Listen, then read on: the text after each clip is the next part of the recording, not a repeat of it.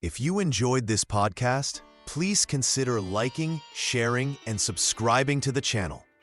Sharing it with your friends and family helps spread knowledge, and when we help others grow, we grow too. Thank you so much for listening. Let's dive into the podcast. Chapter 1, The Birth of a Cosmic Weapon. Part 1, The Fire of Creation, Brahma, Agni, and the Cosmic Order. In the time before time, when the void held all possibilities, there was only Brahma, the creator of all worlds. From his divine mind came forth the sacred fire, Agni, blazing with the power to both give life and destroy it completely. Brahma spoke into the emptiness, and his words became light. From this light came fire, and from fire came the foundation of all creation. This was not ordinary flame that burns wood or grass. This was the cosmic fire that lives in the sun, burns in the hearts of stars, and flows through the breath of all living beings. Agni, the fire god, took form from this divine flame. He became the messenger between earth and heaven, carrying prayers upward and bringing divine blessings downward. Through Agni, the sacred offerings reach the gods. Through Agni, the gods send their power to mortals. But fire holds two natures in perfect balance. The same flame that cooks food can burn down forests. The same heat that warms the body can turn it to ash. The same light that guides travelers can blind their eyes. This dual nature flows from the cosmic order itself, where creation and destruction dance together in eternal rhythm. When Brahma saw how fire could both create and destroy, he understood its true power. From this understanding came the knowledge of weapons beyond earthly metal and stone. These would be Astras, divine weapons born from the very forces that shape the universe. The greatest of all such weapons would carry Brahma's own name and power. The Brahmāstra would hold within it the concentrated force of cosmic fire, the same energy that creates worlds and reduces them to nothing. It would burn with the heat of 1,000 suns, yet remain cold as the void until awakened by sacred words.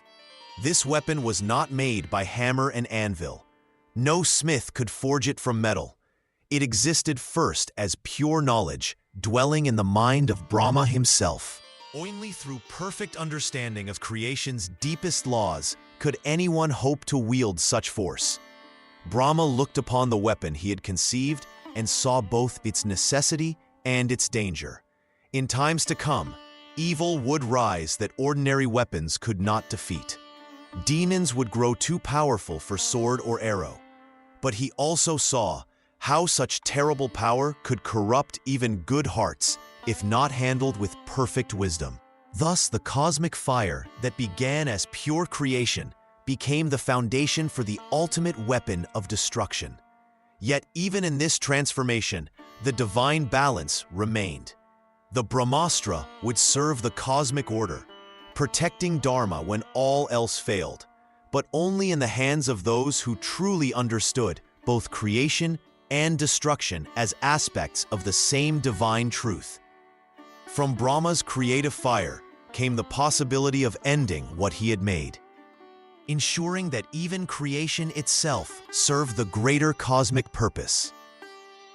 Part 2, The Word as Power, Mantras and the Birth of Astras. In the beginning, before weapons of metal or wood, there was the Word. The ancient ones knew that sound itself held power beyond all physical things. When the gods wished to create or destroy, they spoke. When they spoke with perfect knowledge, the universe listened. The sages discovered this truth in their deep meditation. They learned that certain sounds, when spoken with pure heart and perfect knowledge, could call upon the forces that move the stars. These sacred sounds were mantras. Each mantra carried within it the power of the divine being it called upon. The gods themselves had taught these mantras to the first holy men. Indra gave his thunder, Varuna gave his waters, Agni gave his fire, but these were not mere words to be spoken lightly. Each mantra required the speaker to become worthy of the power it contained. The Astras were born from this knowledge. Unlike weapons made by human hands, Astras existed first as sound, as sacred invocation. When a warrior or sage spoke the proper mantra with complete focus and purity, the divine weapon would manifest. It would appear not from any earthly forge, but directly from the realm of the gods. The power flowed through the speaker's voice, through their breath, through their very being. But only those who had purified themselves completely could become such a channel. The gods would not answer the call of an impure heart. The mantras would remain silent on the lips of those who sought power for selfish gain. Years of discipline prepared a seeker to speak even the simplest weapon mantra. They had to master their breath, their thoughts, their desires. They had to understand that they were asking to become a vessel for divine force. This was not magic as common people imagined it. This was the meeting of human will with cosmic power. The greatest Astras required the greatest purity.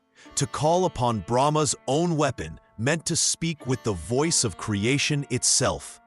The seeker had to understand both the power to make and the power to unmake. They had to know that destruction and creation were one truth seen from different sides. When such a person spoke the Brahmāstra mantra, their words carried the authority of the Creator God himself. The cosmic fire that had first brought forth the universe would answer their call. Through their voice, through their disciplined will, the ultimate weapon would awaken. Thus, the ancient texts teach us that true power comes not from the strength of arms, but from the purity of knowledge. The mightiest weapons were not forged in fire, but born in the silence of meditation and given form through sacred sound. Those who would wield such power had to first become worthy of speaking with the voice of gods. Part 3. The birth of the Brahmāstra, Brahma's gift of destructive force. In the beginning times, when the world was newly formed, Lord Brahmā sat in deep thought. The Creator God had brought forth all living beings, all lands and waters, all mountains and forests. Yet he saw that among his creations, there would come times when great evil would rise. Darkness would spread across the earth, and righteousness would need protection. Brahma knew that ordinary weapons would not be enough to fight the greatest evils. Metal swords could break, arrows could miss their mark, even the strongest warriors could fall in battle. But the forces of creation itself, these could never fail. So Brahma gathered the cosmic fire that burns at the heart of all existence. This was the same fire that had helped him create the universe. It was the fire that gives life to the sun and stars. It was the fire that burns in the hearts of all living things.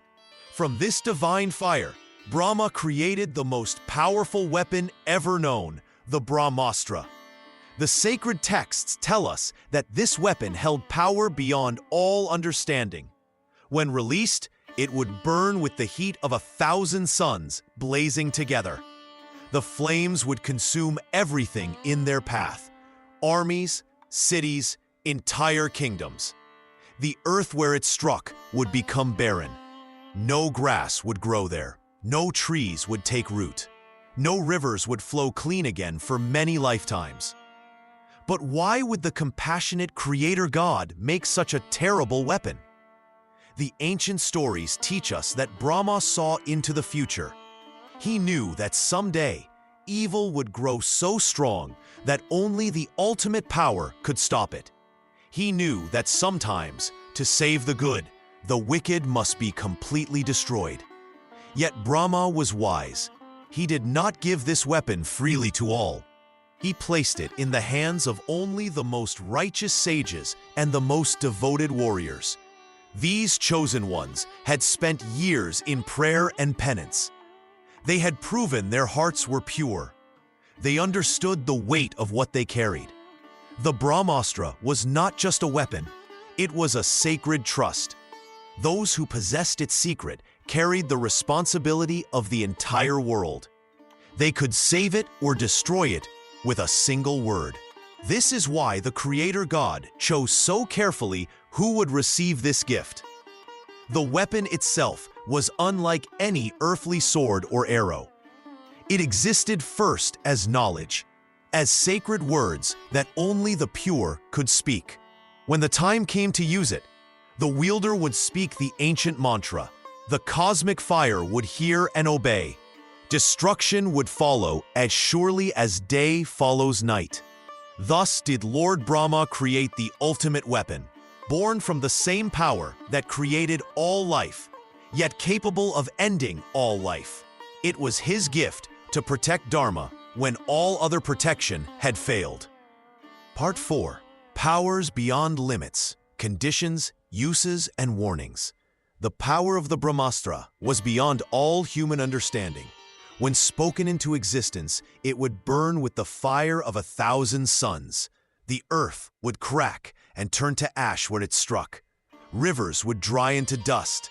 Trees would wither and die. The very air would become poison to breathe. The weapon could destroy entire kingdoms in moments. Mountains would melt like snow in summer heat. Oceans would boil away. Nothing could survive its terrible fire. The land where it fell would remain cursed for many generations. No grain would grow there. No child would be born healthy. Death would linger in the soil itself. But with such power came the most serious warnings from the gods. The Brahmāstra must never be used without just cause. It was not meant to settle small disputes or personal anger. It was created only to protect Dharma when all other means had failed. To use it wrongly would bring divine punishment upon the wielder. The sacred texts warn that careless use could destroy the balance of all creation. If fired without proper reason, it might not stop where the wielder wished. It could burn across the world like wildfire. It could boil the seas and split the earth. Even the gods feared what might happen if it was misused. Lord Brahma himself had placed conditions upon his gift. The weapon would work only when the cause was righteous. If used for evil purposes or personal gain, it would turn upon its own user. The sacred mantras would become worthless. The cosmic fire would refuse to come. The warnings were clear in every sacred verse. Do not use the Brahmāstra against those weaker than yourself. Do not use it when other weapons could serve. Do not speak its mantra in anger or hate. Do not teach its secrets to those whose hearts are not pure. For this weapon was not just destruction, it was divine judgment itself. Those who received this knowledge understood they held the power to end worlds. They knew that with one spoken word, they could make the earth itself cry out in pain. This was why so few were chosen to learn its secrets. This was why the gods watched so carefully over who might speak its name. The ancient sages taught that the greatest strength was knowing when not to use such power. The true test of a warrior was not in firing the Brahmāstra, but in choosing never to fire it at all. Part 5. The burden of knowledge. Who could wield it? The burden of this terrible knowledge could not rest with just anyone.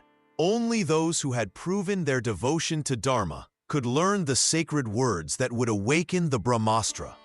The great sages knew that to teach this weapon to the wrong person would bring ruin to the world itself.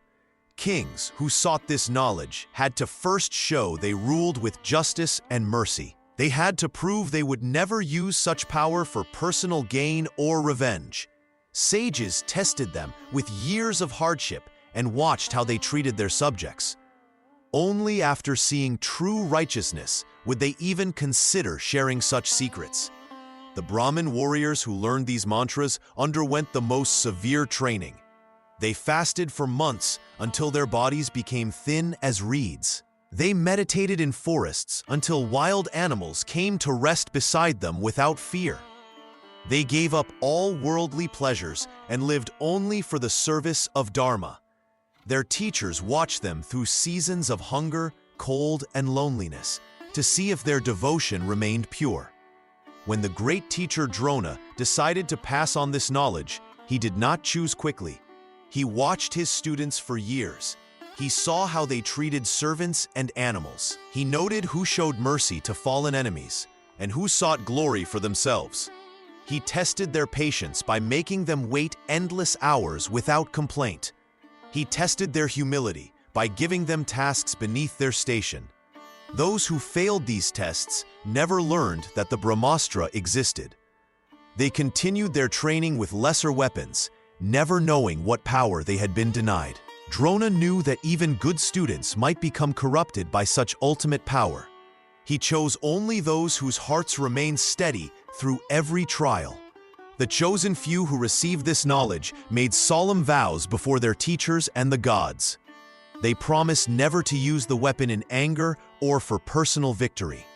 They swore to fire it only when Dharma itself was threatened, when evil had grown so strong that only cosmic fire could restore balance to the world. These sacred oaths were not mere words. The gods themselves witnessed each promise.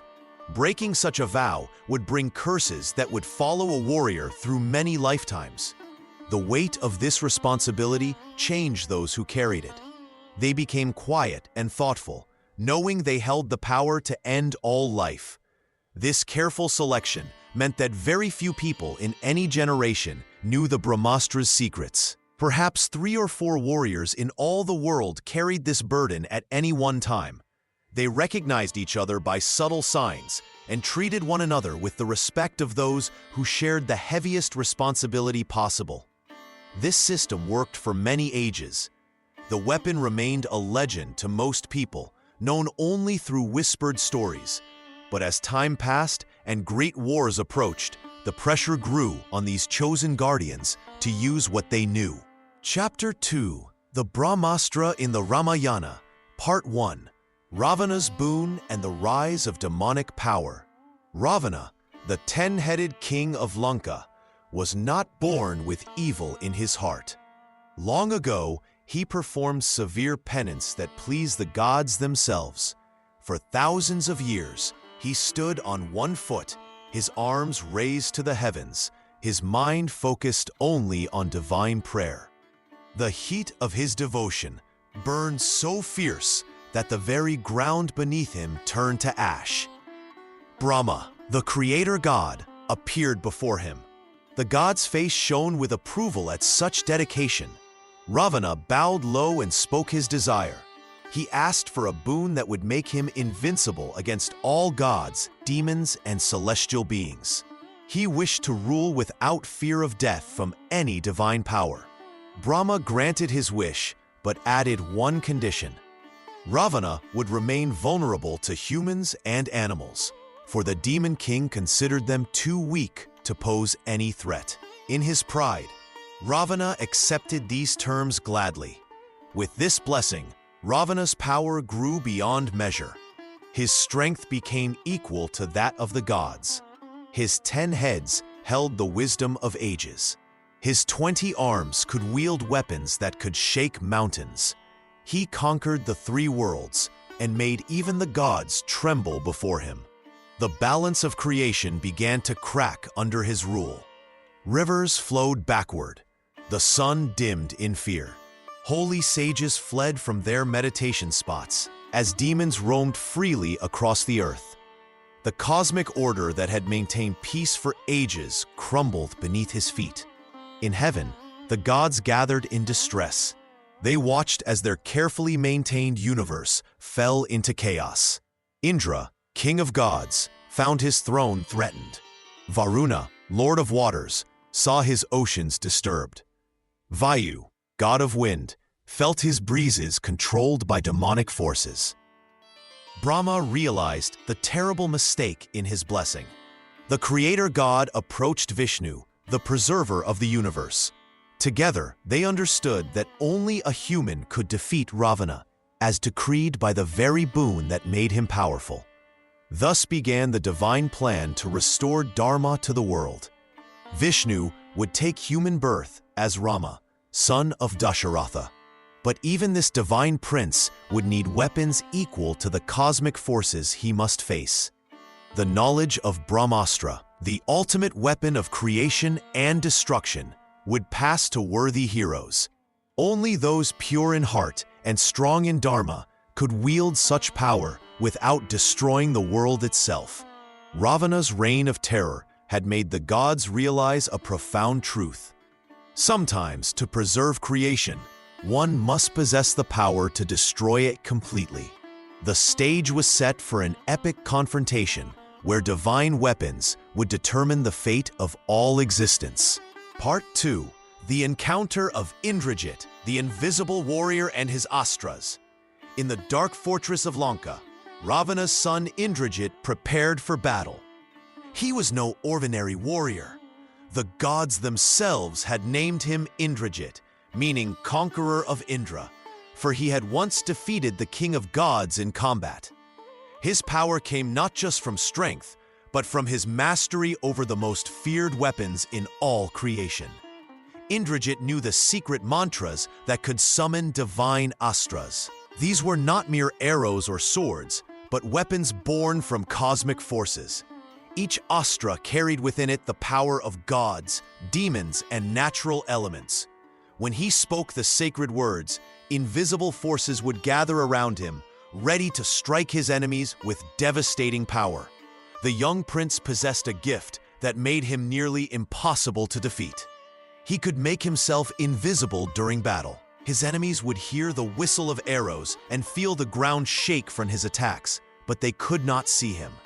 This power, combined with his knowledge of Astras, made him the most dangerous warrior in Ravana's army.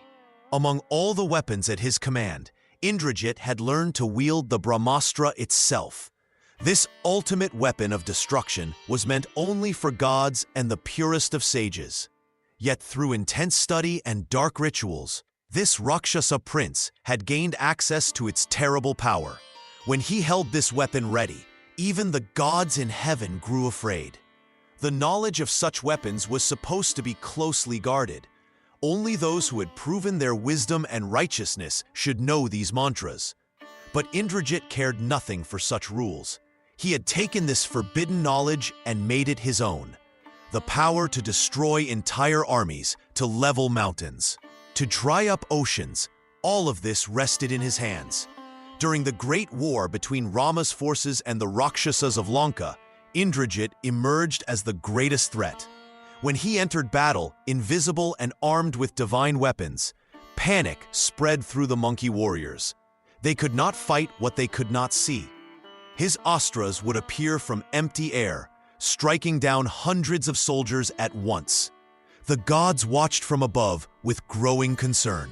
Here was a Rakshasa who wielded their own weapons against Dharma itself. His skill with the Brahmāstra showed that divine power in the wrong hands could bring about the end of everything good in the world. Each time he raised a celestial weapon, the balance of the universe trembled. Indrajit's mastery proved that knowledge alone was not enough. Without righteousness to guide it, even the most sacred power could become a force of pure destruction. His invisible attacks and divine weapons brought fear to gods and mortals alike, showing how terrible the cosmos could become when ultimate power served evil purposes. Part 3. Lakṣmaṇa struck, the Brahmashira and the crisis of battle HTML. The battle raged fierce on the ground of Lanka. Indrajit, the mighty son of Rāvaṇa, moved unseen through the air like death itself.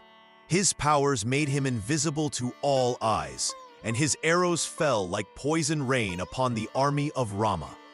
From his place hidden in the sky, Indrajit pulled his great bow.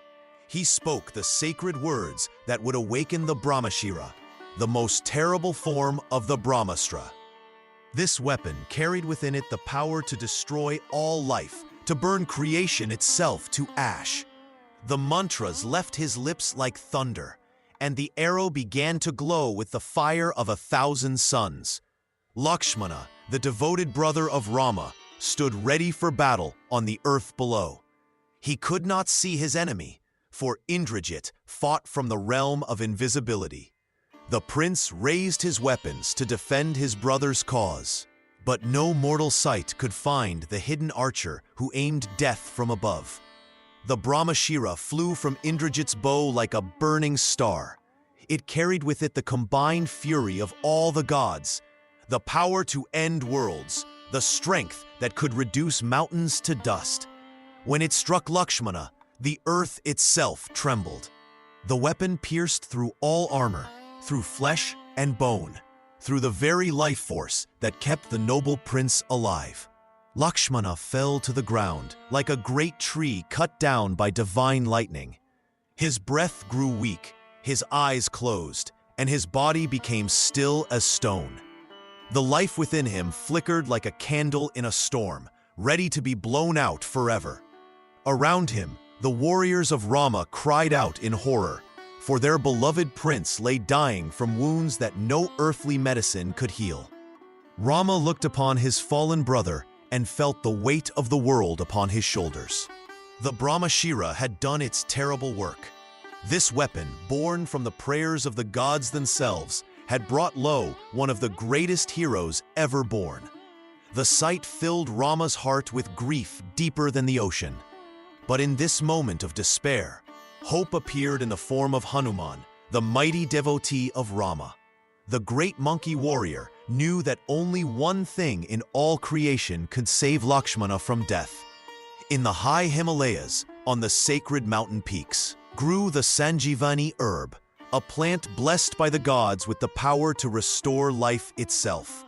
Without delay, Hanuman leaped into the sky with the speed of wind and storm. His body grew large as a mountain, and his single bound carried him across the seas and lands toward the distant peaks where the healing herb waited. The fate of Lakṣmaṇa, and with it the fate of Dharma itself, now rested in the hands of the devoted servant who raced against time and death. Part 4. Rāma and the Power of Restraint. Rāma had learned the sacred knowledge of the Brahmāstra from the great sage Vishvamitra when he was still young. The sage had taken him and Lakṣmaṇa to his ashram and taught them the secret mantras and ways to call upon the most powerful weapons of the gods. Rāma received not only the Brahmāstra, but also the knowledge of many other divine weapons that could destroy armies and shake the earth itself. When Vishvamitra gave him this knowledge, he said these words, "O Prince, these weapons are not for sport or anger. They must be used only when Dharma is in great danger. The Brahmāstra can destroy all creation if used wrongly. A wise king knows when to fight and when to hold back his hand." Rāma kept these teachings in his heart through all his years in the forest and during the great war with Rāvaṇa. Even when his enemies used terrible weapons against him, even when Indrajit struck down Lakṣmaṇa with the Brahmashira, Rāma did not rush to use the ultimate weapon in return. Many times during the battle, Rāma's advisors and warriors came to him saying, "Lord, why do you hold back? You have the power to end this war in one moment. Call upon the Brahmāstra and destroy all the Rakshasas at once." But Rāma would answer, "A king must think of all his people and all creation. If I use the Brahmāstra in anger, it may destroy not only my enemies, but also innocent beings. The earth itself may burn. This weapon is meant to protect Dharma, not to satisfy my desire for quick victory." Rāvaṇa and his son Indrajit used their divine weapons freely, caring nothing for the harm they might cause to the world. They thought only of winning the battle and showing their power. But Rāma thought always of his duty as a king, to protect all living things. When the time came for the final battle with Rāvaṇa, Rāma used many powerful weapons, but he chose them carefully. He used only what was needed to defeat his enemy without harming the innocent. Even when Rāvaṇa fell, Rāma honored him as a great scholar and warrior, showing that true strength lies not in the power to destroy, but in the wisdom to know when destruction is right. This is the teaching of the Rāmāyaṇa about divine weapons, that the greatest warriors are those who can control themselves even when they hold the power of the gods in their hands. Chapter 3. The Brahmāstra in the Mahābhārata, Part 1. Drona's Legacy, Passing the Astras to Arjuna and Aśvatthāmā. Guru Drona possessed the knowledge of all celestial weapons. Among his many students, he chose two to receive the greatest secrets: Arjuna, the third Pandava prince, and his own son Aśvatthāmā. Both were skilled warriors, but their hearts carried different seeds. To Arjuna, Drona taught the Brahmāstra with careful words. "This weapon holds the power of creation and destruction," the teacher said. "It must never be used lightly. Remember that with great power comes the duty to protect Dharma. Use it only when all other paths fail, and never against those who cannot fight back." Arjuna listened with deep respect. He understood that the weapon was not just about winning battles. It was about maintaining the balance of the world. He practiced the sacred words and learned the proper rituals. More importantly, he learned when not to use such terrible power. To his son Aśvatthāmā, Drona also gave this knowledge. But a father's love sometimes clouds judgment. Aśvatthāmā was brave and skilled with weapons, but his heart burned with pride. He believed that strength meant the ability to destroy enemies completely. Drona hoped his son would grow wise with time. The teaching of the Brahmāstra required more than just knowing the words. The student had to learn 3 parts: how to call it, how to aim it, and how to take it back if needed.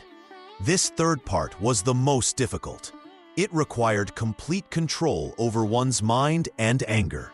Arjuna mastered all 3 parts. He could summon the weapon, direct it with perfect aim, and withdraw it if necessary. His training was complete because his heart was pure and his mind was steady. Aśvatthāmā learned to call the weapon and aim it with deadly skill. But the 3rd part remained incomplete. His father tried to teach him, but Aśvatthāma's impatience and anger made it difficult for him to truly understand the need for restraint. Other students watched as these two received special knowledge.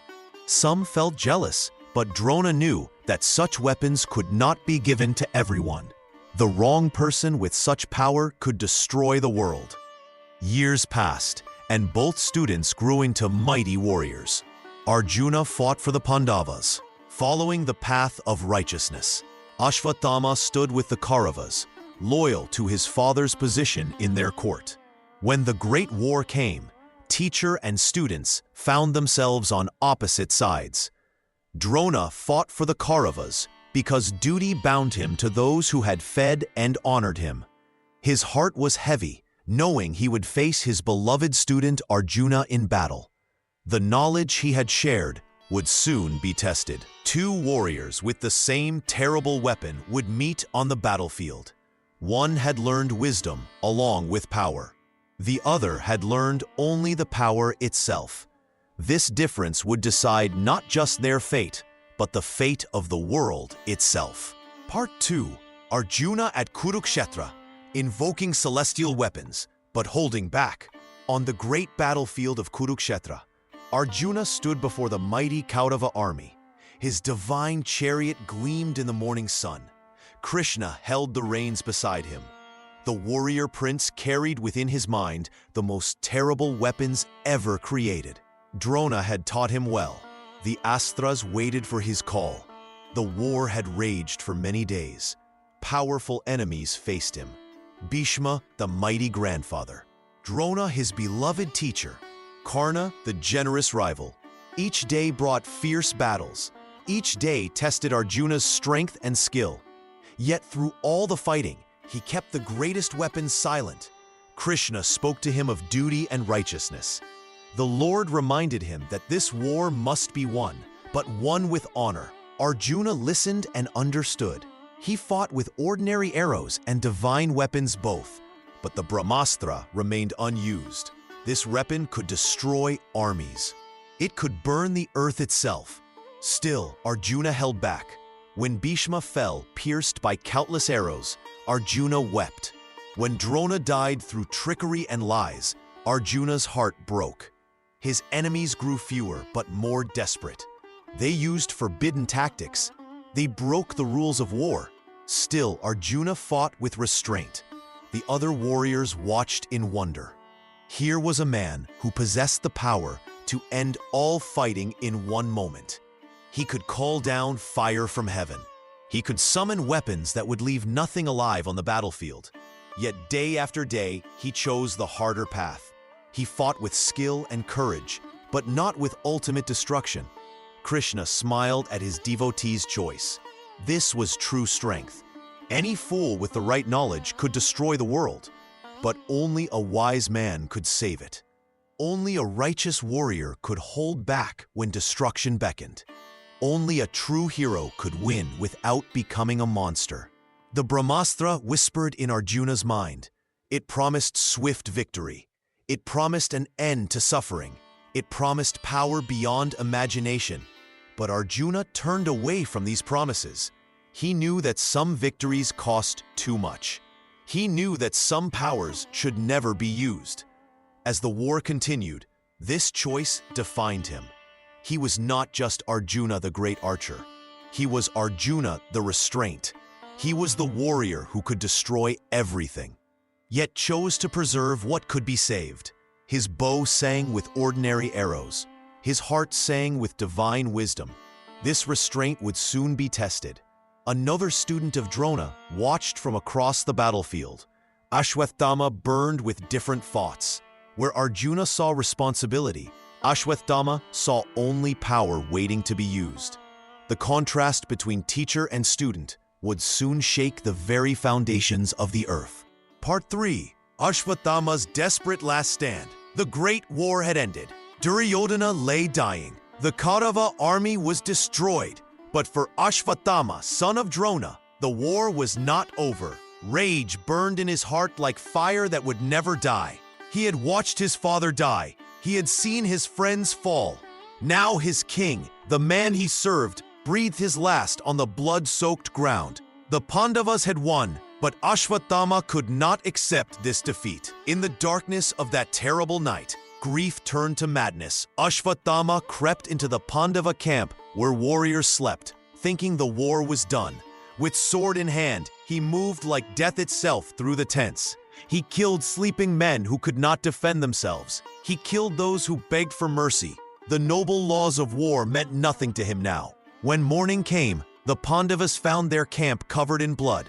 Their sons lay dead. Their allies lay dead. Aśvatthāmā had taken everything from them in return for what they had taken from him. But still his anger was not satisfied. The fire inside him burned hotter. He wanted more than death. He wanted to destroy their very future, their blood, their name itself. Then he remembered the weapon, the Brahmāstra that his father had taught him, the weapon that could end worlds. Arjuna had chosen not to use it in the Great War, but Aśvatthāmā was not Arjuna. Where Arjuna saw responsibility, Aśvatthāmā saw only power waiting to be used. He found a blade of grass and held it in his trembling hands. The sacred words came to his lips. Words that should never be spoken in anger. Words that carried the power of creation and destruction itself. I call upon you, Brahmāstra, he cried to the morning sky, not as a weapon of war, but as a curse that will follow my enemies forever. Let their bloodline end. Let their children never see the light of day. The grass in his hands began to glow with terrible light. The very air around him started to burn. The earth beneath his feet cracked and split. He had done what Arjuna would not do. He had chosen destruction over restraint. But this was not the measured strike of a warrior. This was the wild fury of a broken man. He did not aim at an enemy army. He aimed at the future itself. He wanted to kill children not yet born. He wanted to end a family line that had already won the war. The weapon left his hands and flew toward its target. But Aśvatthāmā had forgotten the most important lesson his father ever taught him. The Brahmāstra was not just power, it was responsibility.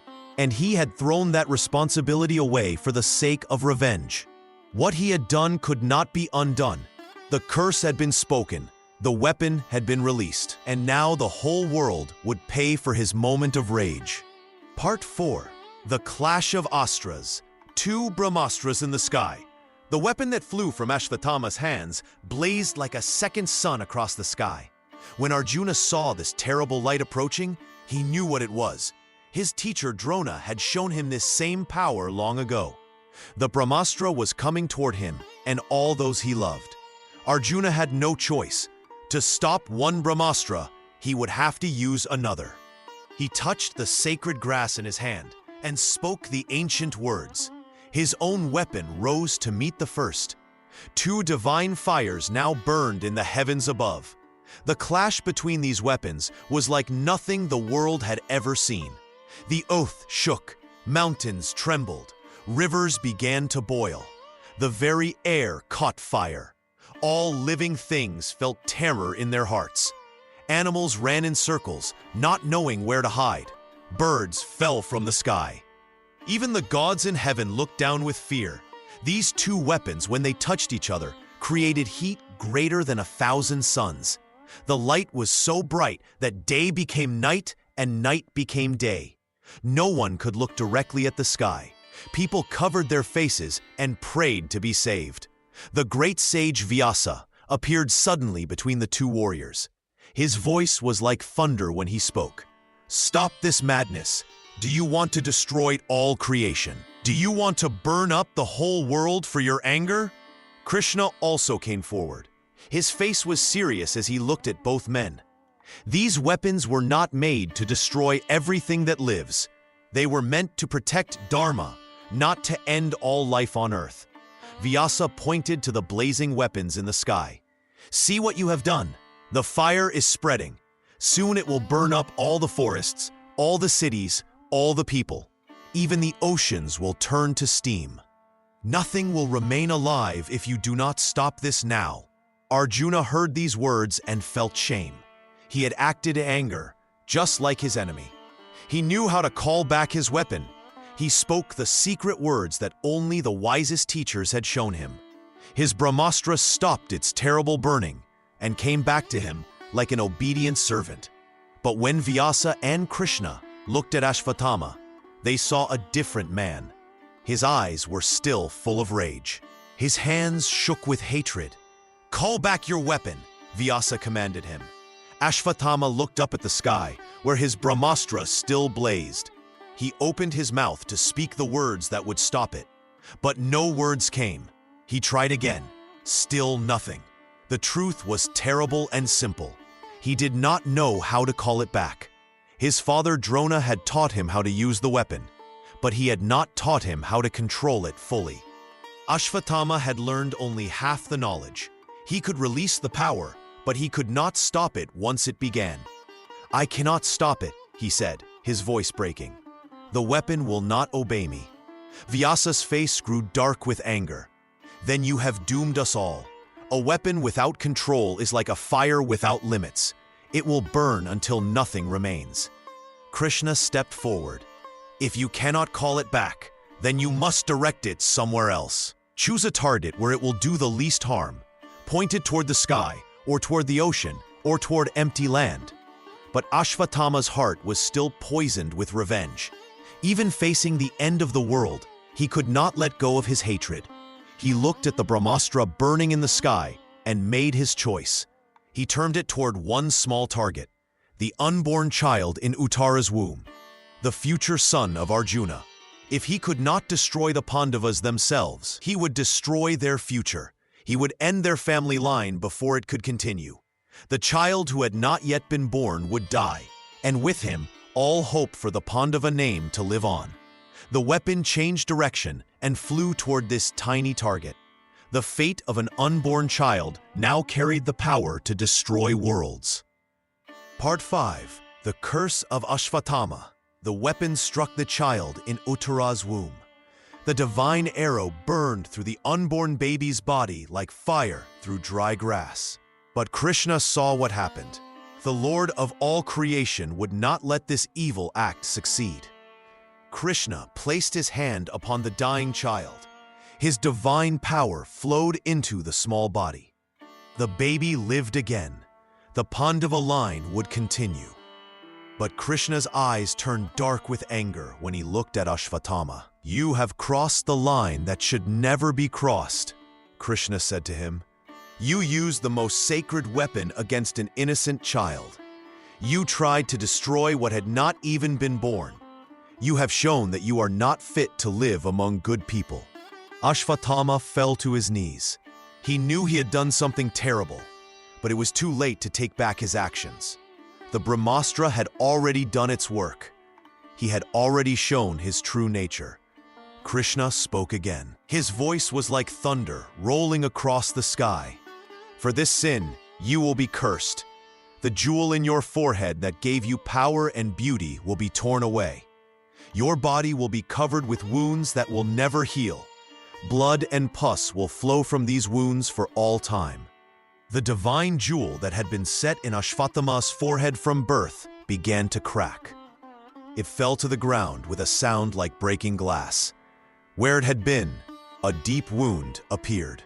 Blood began to flow from this wound immediately. You will wander the earth alone for 3,000 years, Krishna continued. No one will want to be near you. Your wounds will smell bad.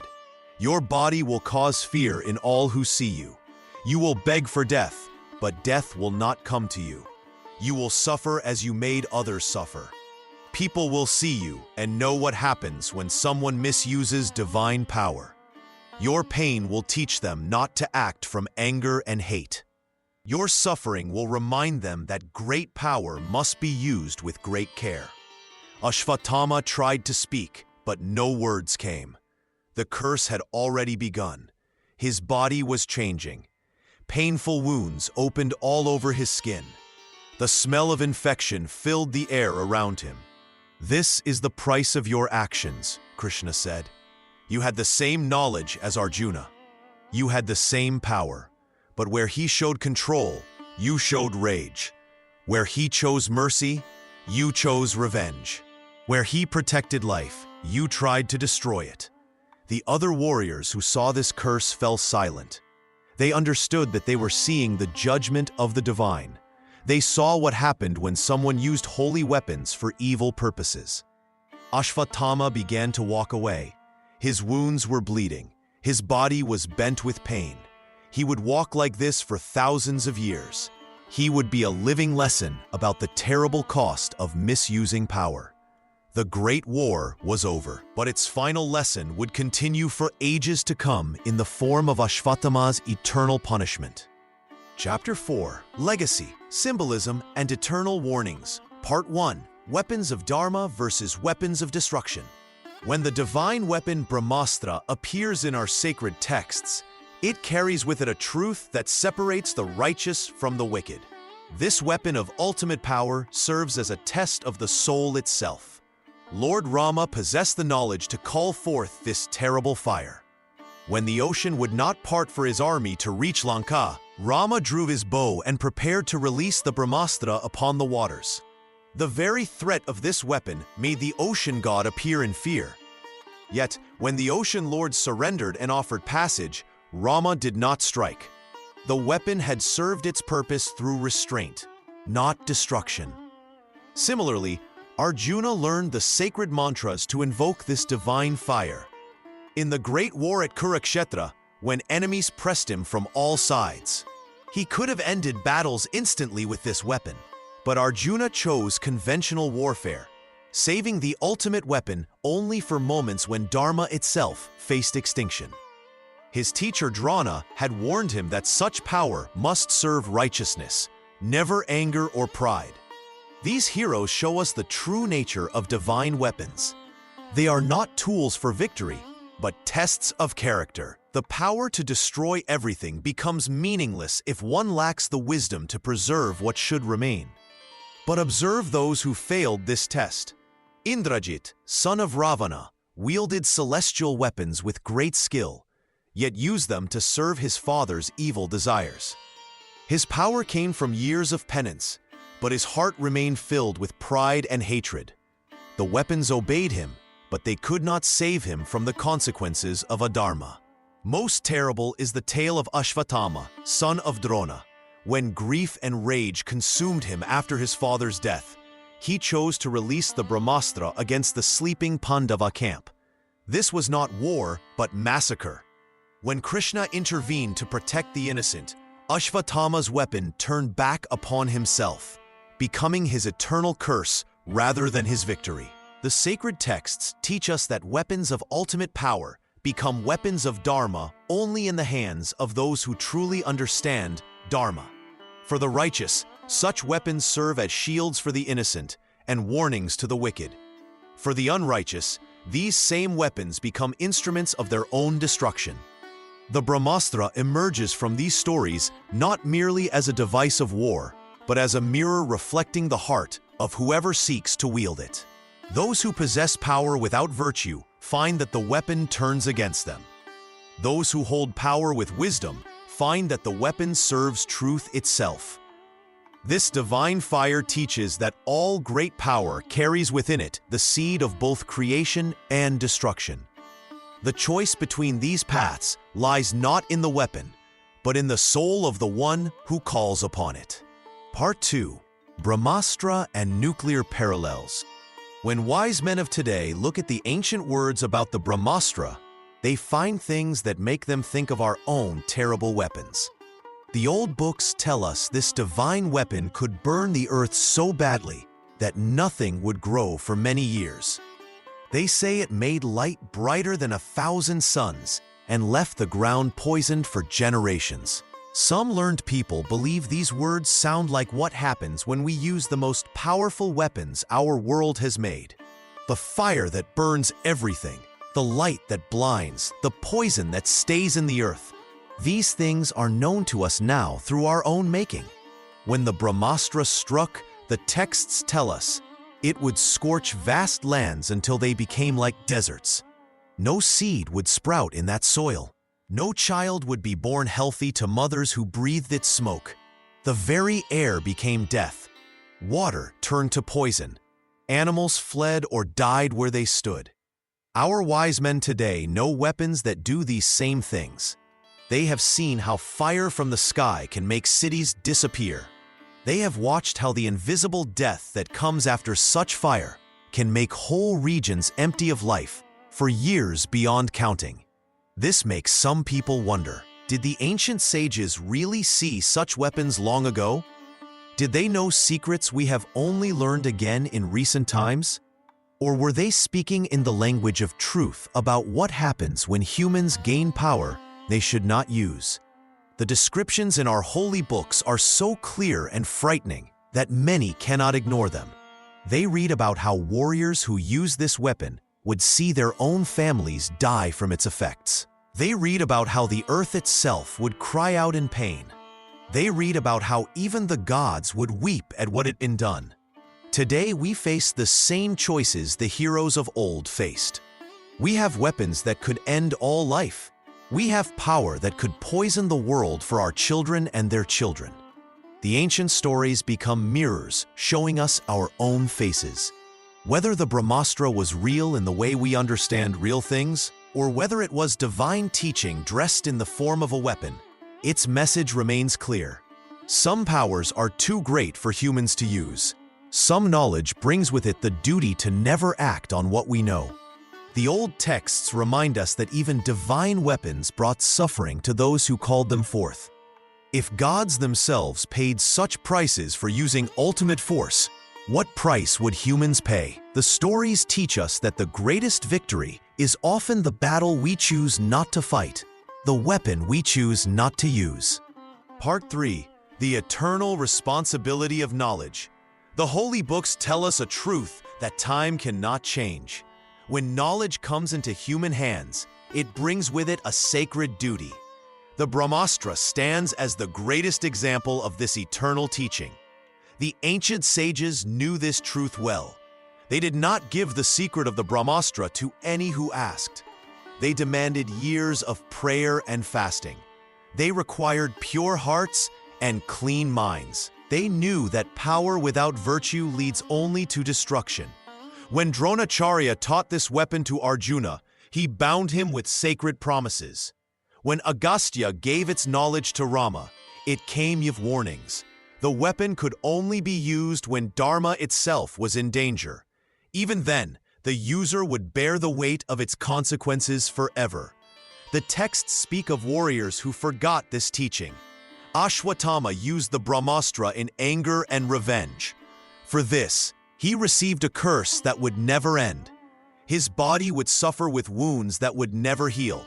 He would wander the earth until time itself comes to an end. This is the price of using ultimate power without righteous purpose. The wise men of old understood something that we must remember today. To know how to destroy is not the same as having the right to destroy. Knowledge brings responsibility. The greater the knowledge, the greater the burden we must carry. When we read these ancient stories, we see ourselves. We have created weapons that can end all life on earth. We have gained knowledge that the old sages could barely imagine.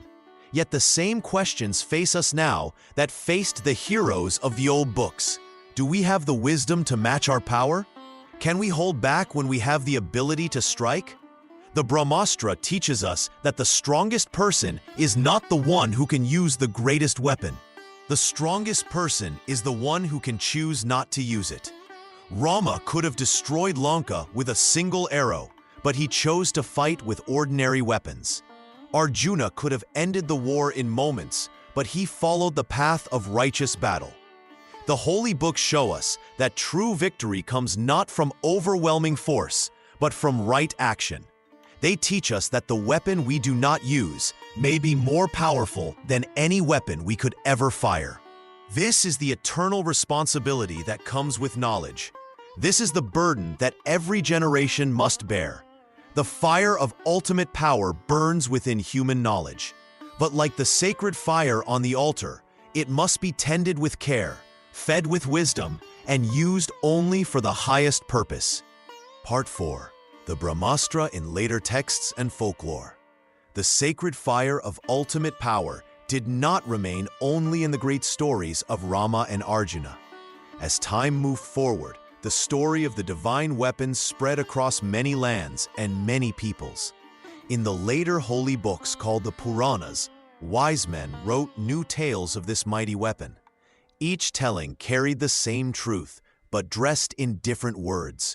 In some regions, storytellers sang of the Brahmāstra not as a weapon of war, but as the light of true knowledge itself. They spoke of how this divine fire burned away ignorance from the heart of the seeker.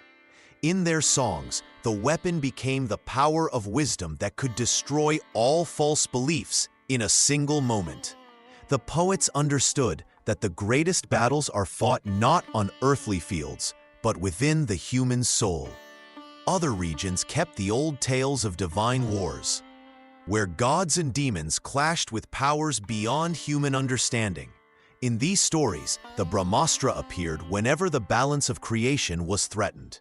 The local bards would gather people around fires and tell of how this weapon held the demons back from destroying all good things. Children would listen with wide eyes as they heard how even the mightiest demons feared this divine fire. In village songs passed down from mother to daughter, the weapon became a warning. They sang of what happens when humans reach too far beyond their proper place. In their melodies lived the memory of ancient pride that brought great suffering.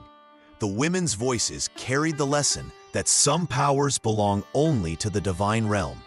Mountain peoples told stories where the weapon appeared in times of greatest darkness. In their tales, when evil grew so strong that even the earth cried out in pain, the divine weapon would manifest to restore balance. But always in their stories came the same teaching, that this power brought both salvation and terrible responsibility. The southern kingdoms wrote of how the weapon's knowledge came only to those who had purified their hearts through years of prayer and sacrifice. In their books, they explained that the divine fire would not answer the call of anyone who sought it for selfish gain. Only those whose hearts burned with love for all creation could hope to receive such grace. Coastal traders carried tales across distant seas of how the weapon once split mountains and dried rivers. In foreign lands, these stories grew into legends of divine judgment that could reshape the very foundations of the world. Each telling added new colors to the tale, but the central truth remained unchanged. Folk healers spoke of the weapon as the power that burns away all illness from the body and soul. In their understanding, the same force that could destroy armies could also destroy the seeds of suffering within human hearts. They taught that true healing comes only when we surrender to this divine fire completely. As generations passed, the weapon became more than a tool of war. It transformed into a symbol of the awesome responsibility that comes with any great power. Village elders would point to the sky and remind their children that somewhere above, this divine fire waited, ready to serve those who approach it with pure hearts, but terrible to those who would misuse such grace. The stories spread like seeds on the wind, taking root in countless hearts across the land. Part 5. Enduring Symbol, the fire we must never use. The ancient sages who gave us these sacred stories did not write them for entertainment alone. They placed the Brahmāstra within their holy verses as a mirror for all humanity to see itself clearly. When we read of Arjuna holding back his weapon or Rāma showing mercy to his enemies, we are not merely hearing tales of ancient heroes. We are receiving instruction about the fire that burns within every human soul. This divine weapon represents the terrible choice that faces all who gain great power. The capacity to destroy completely exists not only in mythical arrows, but in every act of human will. When anger rises in the heart like flames, when pride swells like storm clouds, when fear drives us toward violence, in these moments we hold our own Brahmāstra. The question becomes whether we possess the wisdom of Arjuna or fall into the madness of Aśvatthāmā. The sacred texts tell us that this weapon could turn the earth to ash and make the soil barren for generations. Yet the deepest teaching lies not in its power, but in the restraint shown by righteous warriors. They understood that some fires, once released, cannot be called back. Some wounds, once given, cannot be healed. Some words, once spoken in rage, echo through lifetimes. Rāma could have destroyed all his enemies with such divine force, yet he chose the harder path of righteousness. Arjuna possessed the knowledge to end all his troubles with one terrible arrow, yet he sought guidance from the divine rather than act from anger alone. These heroes teach us that true strength lies not in what we can destroy, but in what we choose to preserve. The weapon of Brahmā carries within it a curse as well as a blessing. Those who invoke it without pure hearts bring destruction upon themselves and their lineage. This truth extends beyond ancient battlefields into every corner of human life. The parent who speaks harsh words to a child, the ruler who governs through fear, the neighbor who acts from spite. All these release smaller versions of the same destructive fire. Yet the sacred stories also speak of hope. They remind us that this terrible power exists under divine law. No one can wield such force without facing the consequences of their choices. The universe itself watches and responds. Good actions plant seeds of good results. Evil actions carry their own punishment within them. The Brahmāstra endures in human memory as a warning written in the language of myth. It calls to each generation saying, "You have been given great gifts, great knowledge, great power over your world. Use these gifts with the same care that righteous warriors showed with divine weapons.